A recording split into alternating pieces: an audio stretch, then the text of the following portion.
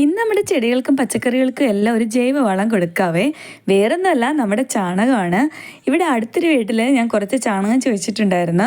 അപ്പോൾ ഒരു ബക്കറ്റ് നിറച്ച് തന്നിട്ടുണ്ട്. ഒരു പൂ ചോദിച്ചപ്പോൾ ഒരു പൂക്കാലം തന്നെന്ന് പറയുന്നത് പോലെ ആയിപ്പോയി കേട്ടോ. അപ്പോൾ ആ ബക്കറ്റിൽ തന്നെ നമുക്കിത് കലക്കി വെക്കാൻ പറ്റില്ല. അതിൽ നിന്ന് ഞാൻ കുറച്ചെടുത്ത് വേറൊരു ബക്കറ്റിലേക്ക് മാറ്റുന്നുണ്ട്.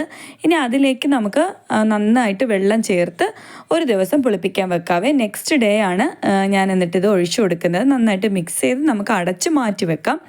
അടുത്ത ദിവസം നമ്മൾ ഇത് ഒഴിക്കുന്നതിന് മുന്നേ ആയിട്ട് എല്ലാം ഒന്ന് ജസ്റ്റ് നനച്ചു കൊടുക്കണം. കാരണം നല്ല ചൂടാണല്ലോ.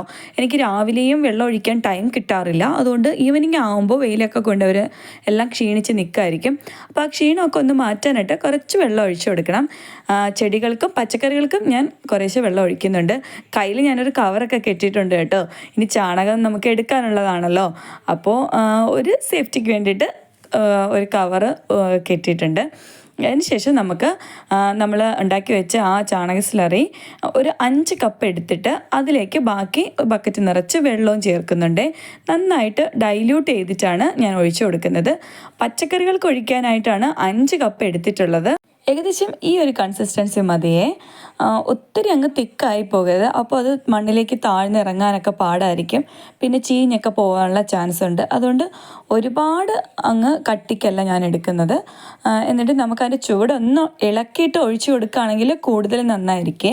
ഞാൻ പക്ഷേ ചൂടൊന്ന് ഇളക്കി എല്ലാത്തിൻ്റെയും ചൂടൊക്കെ ഇളക്കാനുള്ള ടൈം കിട്ടാത്തതുകൊണ്ട് നമുക്ക് ചുവട്ടിലേക്ക് ഇതുപോലെ ഒഴിച്ചു കൊടുക്കാം. നമ്മളന്ന് കരിയില കമ്പോസ്റ്റിൽ നട്ട പയറൊക്കെ നല്ല ഹെൽത്തി ആയിട്ട് നിൽക്കുന്നുണ്ട്. അതിന് നമുക്ക് പടർന്നു പോകാൻ പന്തലൊക്കെ ഇട്ട് കൊടുക്കണം. അതിനുള്ള പ്രിപ്പറേഷൻസ് നടക്കുന്നതേ ഉള്ളേ. ഇനി നമ്മുടെ ചെടികളൊക്കെ ഒഴിക്കുന്നതിന് മുന്നേ നമ്മുടെ ബട്ടർ റോസ് നിറച്ച് ഫ്ലവറൊക്കെ കരിഞ്ഞ് നിൽക്കുകയാണ്. അതെല്ലാം ഒന്ന് കട്ട് ചെയ്ത് അവരൊക്കെ ഒന്ന് റെഡി ആക്കിയതിന് ശേഷം നമുക്ക് അതിനൊഴിച്ചു കൊടുക്കാവേ. അപ്പോൾ പച്ചക്കറികൾക്ക് ഒഴിച്ചു കൊടുത്ത പോലെ അത്രയും കോൺസെൻട്രേറ്റഡ് ആയിട്ടല്ല ഞാൻ ചെടികൾക്ക് ഒഴിച്ചു കൊടുക്കുന്നത്. ഇതിനൊരു 3 കപ്പ് ആ ചാണക സ്ലറി ചേർത്തതിന് ശേഷം ബാക്കി ആ ബക്കറ്റ് ഫുള്ള് വെള്ളവും ചേർത്താണ് ഒഴിച്ചു കൊടുക്കുന്നത്. നമ്മൾ പെട്ടെന്ന് എല്ലാം കൂടി ഒരുമിച്ച് ഒഴിച്ചു കൊടുത്തിട്ട് ചെടികളൊന്നും കേടായി അതിൻ്റെ ചുവടൊന്നും ചീഞ്ഞു പോകണ്ടെന്ന് കരുതിയിട്ടാണ് അങ്ങനെ ചെയ്യുന്നത്. ഈ ചാണകം എന്ന് പറയുന്നത് നൈട്രജൻ കണ്ടൻറ്റ് ഒരുപാടുള്ള ഒരു വളമാണ്. അതുപോലെ തന്നെ നമുക്ക് പിന്നെ കെമിക്കലൊക്കെ യൂസ് ചെയ്യുന്നത് പോലെ വേറെ ദോഷങ്ങളൊന്നുമില്ല. പച്ചക്കറികൾക്കും സേഫായിട്ട് ഉപയോഗിക്കാം. ഇലകൾക്കൊക്കെ നല്ല പച്ചപ്പ് വരാനും നിറയെ പൂക്കൾ ഉണ്ടാവാനും അതുപോലെ പച്ചക്കറികളൊക്കെ നല്ല വിളവ് കിട്ടാനും ഒക്കെ നല്ലതാണേ. അങ്ങനെ എല്ലാത്തിലും ഞാൻ ഓരോ കപ്പ് വെച്ച് ഒഴിച്ചു കൊടുക്കുന്നു.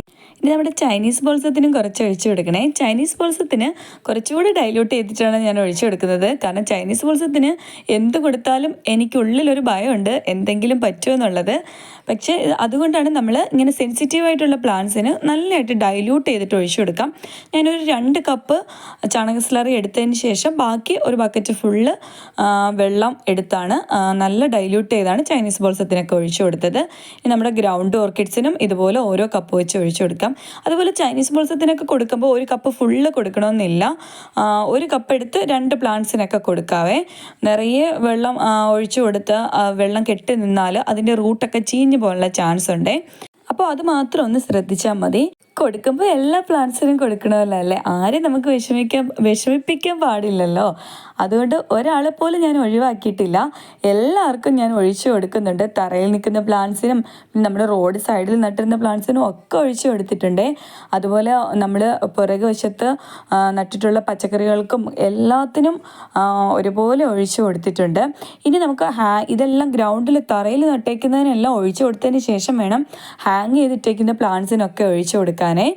അതിനും കാരണം നമ്മൾ ഹാങ് ചെയ്തിട്ടേക്കുന്ന പ്ലാന്റ്സിൽ ഒഴിച്ചിട്ട് അതേ കൂടെയൊക്കെ നടക്കുമ്പോൾ അതിനകത്ത് നിന്ന് നമുക്കത് മേത്തൊക്കെ വീഴാൻ ചാൻസ് ഉണ്ട്.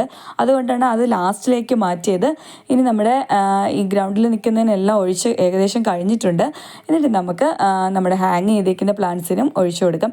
എല്ലാ പ്ലാന്റ്സിനും നമുക്ക് കൊടുക്കാൻ പറ്റിയതാണ്. ഒരു ദോഷവും ഉള്ളതല്ല. നല്ല ഹെൽത്തി ആയിട്ട് പ്ലാന്റ്സൊക്കെ വരാൻ വളരെ നല്ലതാണ്. വീഡിയോ ഇഷ്ടമെങ്കിൽ ലൈക്ക് ചെയ്യാനും സബ്സ്ക്രൈബ് ചെയ്യാനും മറക്കരുതേ. അഭിപ്രായങ്ങൾ എന്ത് തന്നെ ആയാലും കമൻറ്റായി രേഖപ്പെടുത്താനും മറക്കില്ലല്ലോ അല്ലേ. അപ്പോൾ അടുത്ത വീഡിയോയുമായി കാണുന്നവരേക്കും ബൈ.